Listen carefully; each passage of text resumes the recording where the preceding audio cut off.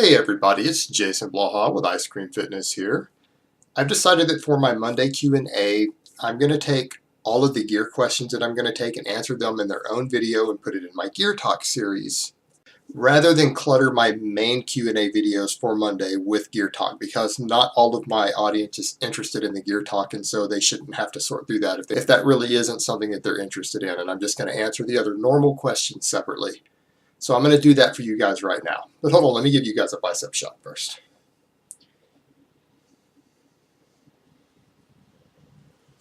All right, first question. Are you on, and what are you cycling? If not, will you ever go on again to pursue your goals, relating to your video on your own goals? All right, this keeps coming up, and people have noticed that I don't answer this. However, I answered this question on Facebook the other day when it came up. Due to a number of social situations that are not legal related directly, if I were to go back on and make a public announcement under my real name, under my YouTube, on my Facebook, something like that, it would cause me a bit of problems and it would create a shitstorm. So if that's what you guys are waiting on, then you can forget that. Now, as to the other question, my goals that I have stated cannot be achieved natural, my long-term goals. So to answer the latter, yes, I will have to go back on at some point in order to achieve my goals. Unavoidable. Cannot be avoided. And I do not plan on competing in drug-free or tested powerlifting. You do not get in the record books that way. Now, if I were to go back on, what you guys would have to keep in mind is that I would spend most of the year in the off season, and I think people get confused. They don't know the difference between the way serious experienced powerlifters blast in crews versus how bodybuilders do it. And for the most part, what I would consider to be a proper off-season stack for a serious competitive powerlifter who is experienced and they know what they're doing would not be any hard androgens at all. The off-season is not about using drugs to gain strength. You don't want drugs that boost your strength levels directly. You want drugs that enhance recovery, that increase connective tissue strength and regeneration, increase joint integrity, that improve training stamina. So you don't go with any of the hard androgens. You would use the milder anabolics. And those are the most popular ones used for that. Your stack is going to generally be nandrolone based or boldenone based. If I were to go back on personally, I would be using very, very large amounts of boldenone, like massive doses of it, because it causes no side effects. I am completely immune to boldenone side effects personally. It doesn't cause anything. I don't get acne from it. I don't get raised blood pressure from it. My cholesterol doesn't even change on it. So for me, that would be my choice because of the sheer amount of connective tissue strengthening that it gives. It doesn't make me stronger, but it gives me very, very fast regeneration and connective tissue regeneration. So that's what I would use at that point. And maybe possibly a very, very low dose of trenbolone and or testosterone, but not very much, because you're not trying to use compounds to get stronger. You use your training to get stronger in the off season. And then you use hard androgens as you're prepping for a meet and to peak for a meet. And that's generally how very experienced powerlifters do it. It's not like the way bodybuilders do things. And you might even run some HGH in the off season also, purely for the connective tissue strengthening. All right, next question. Could you use peptides instead of AAS? Well, if you're talking about a lot of these growth hormone stimulating peptides, in all honesty, I think they are massively overrated. Massively overrated. They do not compete with growth hormone or IGF-1 in terms of effectiveness. They're basically the poor man's HGH. They're precursors. The amount of hassle that you have to go through with timing them and the multiple injections a day, they're really not that great in my opinion, and that's just my opinion on it. And you've got to keep in mind that even HGH by itself has never been shown to build muscle in a lab. Low doses of testosterone and anabolics build muscle in a lab.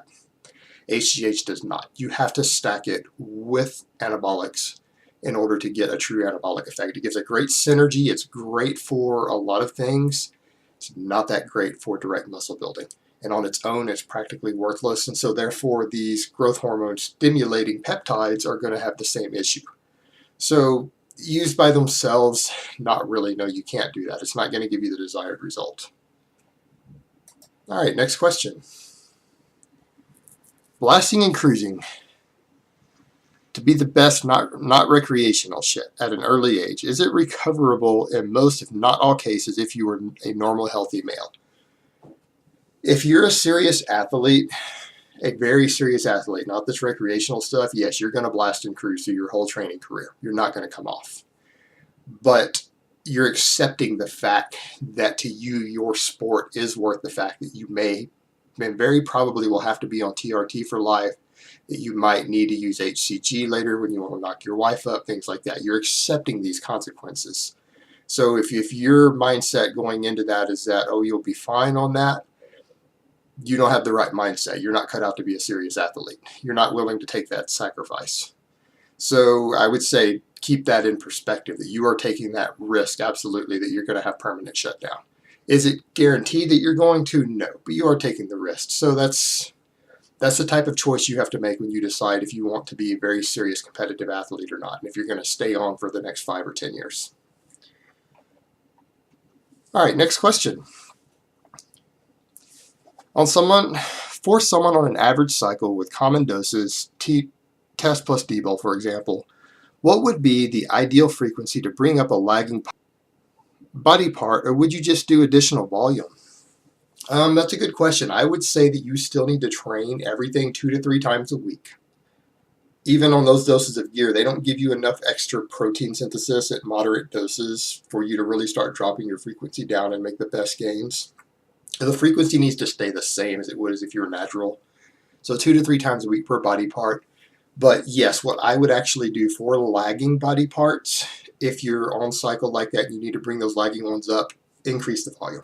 Absolutely. Increase the volume on those body parts. Increase the focus on them. Even consider doing them first in your routine. Meaning, if your triceps lag really, really bad, do your closed grip bench press before your flat bench. Do your closed grip bench press first in your routine. First lift when you walk in the door. That's how I would approach it even if you're on cycle. And just increase the overall volume and workload on those muscle groups. Find more efficient lifts for them. And the gear will let you recover. You can go ahead and just crank out extra sets. If you need to do 20 sets for your lagging body part, do 20 sets, use the gear to recover. Next question.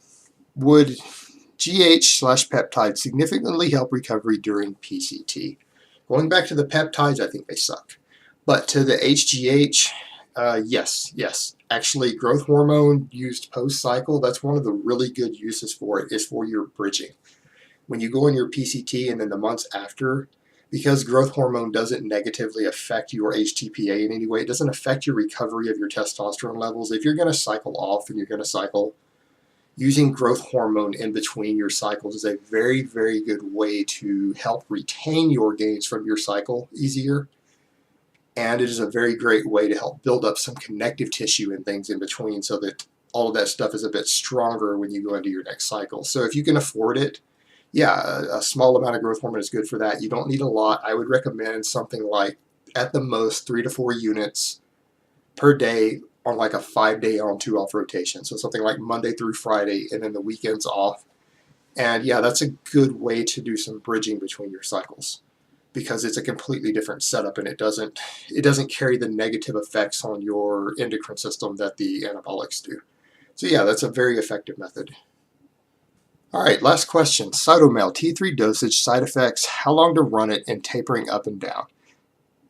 If you could make a video about it, it would be great, as I am about to start taking it on Monday. I have read a lot about it, would like to hear what you have to say on it. Thanks. All right, T3 is a little tricky. I think it's very useful both during bulking and cutting if used correctly, although T4 can work really well for bulking because the extra calories will make it turn into T3, but it's not so great for cutting. But that aside, I would say that for most guys, let's say you're using it to bulk with and you just want to increase total metabolism and muscle protein synthesis, I think 12.5 milligrams to 25 milligrams a day can slightly enhance the gains on your bulking cycle. And then when cutting, I'm a fan of, if you're going to cut on gear, you should probably be using T3 anyways. It is an extremely effective means of just boosting your metabolism and keeping your metabolism up and not having to worry about your thyroid slowing down. And then you can always do some reverse dieting after you come off of it to help get your thyroid regulated back up. I've seen very, very few people who have suppressed T3 from prolonged use unless they got excessive with the dose. For most people, I would say start with it at 25 micrograms to 50 for a cut, somewhere in that range, and then taper it up based upon your needs. For most people, though, if you're on a reasonable stack, you're doing a decent amount of training volume and conditioning work, and your diet is right, you shouldn't need more than about 50 micrograms to cut. But some guys, if you start falling behind on your diet and you're doing a contest prep, you might need to go as high as 100 micrograms, but I wouldn't even do that unless you are falling behind on your cut and doing your prep. And if you're going to go any higher than that, you're going to want to up your doses dramatically on your gear, because when you start hitting about 100 micrograms up, T3 becomes very, very catabolic to your muscle tissue. And if you're not on a pretty hefty amount of gear, you're going to start losing muscle quickly on it. But yeah, it is very, very effective, and it allows you to bypass a lot of the normal rules of dieting when on a cut. I personally find the side effects to be relatively mild on it, a little bit of night sweating, and I've never had issues bouncing back, but I've never abused it either. So therefore, that's really what it comes down to, is not going excessive on the dose. And as far as tapering off, there's no real need to taper off. Just come off of it when you're ready, unless you're scared about fat gain, but you can just reverse diet to pull that off. And unless you went up to like 100 micrograms, there's no need to taper it. If you only went to 50, just come off of it and do your reverse diet, and that should help get you caught back up just fine. It'll let your body rebound if you reverse diet correctly. And that's how I would personally handle that, and that's my advice on that. All right, guys, that's really all I have to say on that today. I hope it has been informative, and I will talk to you next time.